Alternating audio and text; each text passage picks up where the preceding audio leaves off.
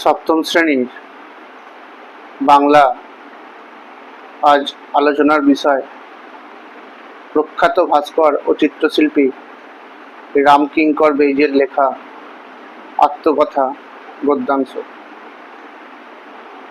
এই আত্মকথা গদ্যাংশটিতে রামকিঙ্কর বেইজের শৈশব থেকে বয়স্ক বা বয়ঃপ্রাপ্ত কাল পর্যন্ত চিত্রশিল্পী হয়ে ওঠার যে অসামান্য কাহিনী বা বর্ণনা, সেটাই বর্ণনা করা হয়েছে বা এই গদ্যাংশে বর্ণিত হয়েছে।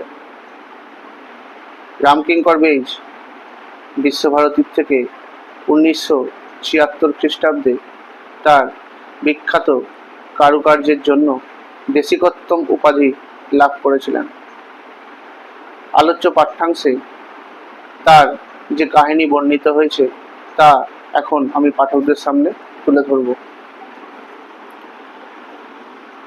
এই আত্মকথা গল্পটি বা গদ্যাংশটি রামকিঙ্কর বেইজের শিল্পী হয়ে ওঠার কাহিনী। তিনি ছোটবেলা থেকেই এ ব্যাপারে ভীষণ আগ্রহী ছিলেন, অর্থাৎ আঁকার প্রতি তার ছোটবেলা থেকেই আগ্রহ ছিল অনেক। তাই পাঠকদের বুঝে নিতে হয় বা তারা বুঝে নিতে পারে ছোটবেলা থেকেই শিশুকে তার নিজের ঝোঁক অনুসারে কাজে যুক্ত করতে পারলে তার সেই ঝোঁক পরবর্তীকালে বা ভবিষ্যতে প্রতিষ্ঠা পায়। অবশ্যই সেই কাজটি হবে সমাজ, মানুষের তথা তার ব্যক্তি জীবনের পক্ষে কল্যাণকর, অর্থাৎ সকলের যেন ভালো হয়। পারিবারিক অসচ্ছলতা, সামাজিক বৈষম্য সেখানে যেন বাধা না হয়ে দাঁড়ায়। এভাবেই সে বড় হয়ে দাঁড়ায়। অর্থাৎ আত্মকথা বলতে গিয়ে লেখক রামকিঙ্কর বেইজ তার ছবি ভালো লাগা ও সেগুলি কপি করার কথা বলেছেন। মূর্তি গড়ার কথা বলতে গিয়ে বাড়ির সামনের রাস্তার লাল মোরাম ধুয়ে গিয়ে নীল মাটি বের হওয়া এবং তা দিয়ে নানা রকমের পুতুল বানানোর কথাও তিনি এই পাঠ্যাংশে উল্লেখ করেছেন। কুমোরপাড়ায় গিয়েও তিনি মাটিতে হাত লাগাতেন। যারা মাটির জিনিস তৈরি করে তাদেরকে বলা হয় কুমোর। রঙের জন্য তিনি পাতার রস, বাটনা বাটা হলুদ, আলতা, ভুসকালি ইত্যাদি দিয়ে কাজ চালাতেন।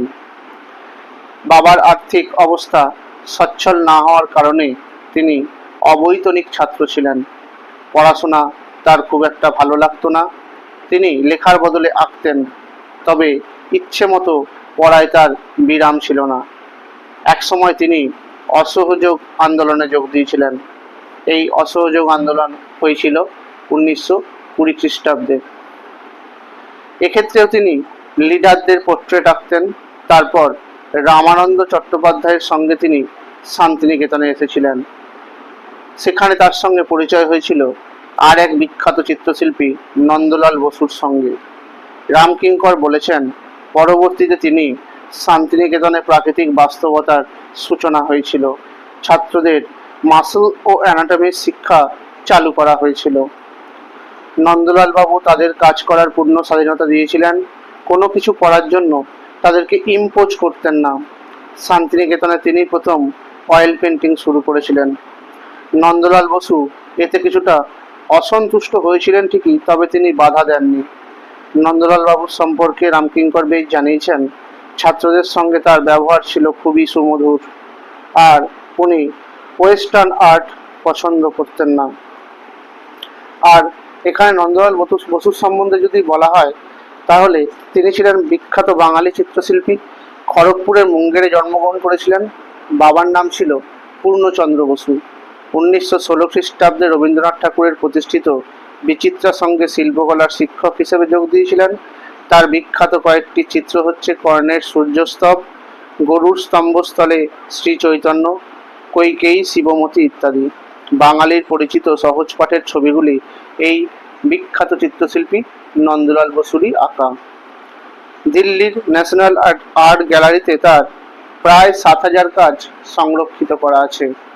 1954 খ্রিস্টাব্দে ভারত সরকার নন্দলাল বসুকে পদ্মবিভূষণ সম্মানে ভূষিত করেছিল। আর শান্তিনিকেতন সম্পর্কে বলা যায়, শান্তিনিকেতন স্থানটি পশ্চিমবঙ্গের বীরভূম জেলায় অবস্থিত। এটি একটি আশ্রম এবং শিক্ষাকেন্দ্র। এখানে নিভৃতে ঈশ্বর চিন্তা ও ধর্মালোচনার জন্য রবীন্দ্রনাথ ঠাকুরের বাবা মহর্ষি দেবেন্দ্রনাথ ঠাকুর 1863 খ্রিস্টাব্দে এটি প্রতিষ্ঠা করেছিলেন। 1921-এ রবীন্দ্রনাথ শান্তিনিকেতনে নাম বিশ্বভারতী রেখেছিলেন, আর 1901-এ রবীন্দ্রনাথ ব্রহ্ম বিদ্যালয় এই শান্তিনিকেতনেই প্রতিষ্ঠা করেছিলেন। এই ব্রহ্ম বিদ্যালয় পরবর্তীকালে অর্থাৎ 1921 খ্রিস্টাব্দে বিশ্বভারতী বিশ্ববিদ্যালয়ে রূপান্তর হয়েছে। ভিডিওটি লাইক করে দেবে, শেয়ার করে দেবে, আর চ্যানেলটিকে সাবস্ক্রাইব করে দেবে। ধন্যবাদ। আমার পেজটিকে ফলো করে দেবে। ধন্যবাদ। তোমরা আমাকে ইনস্টাগ্রামেও ফলো করে দেবে। ধন্যবাদ।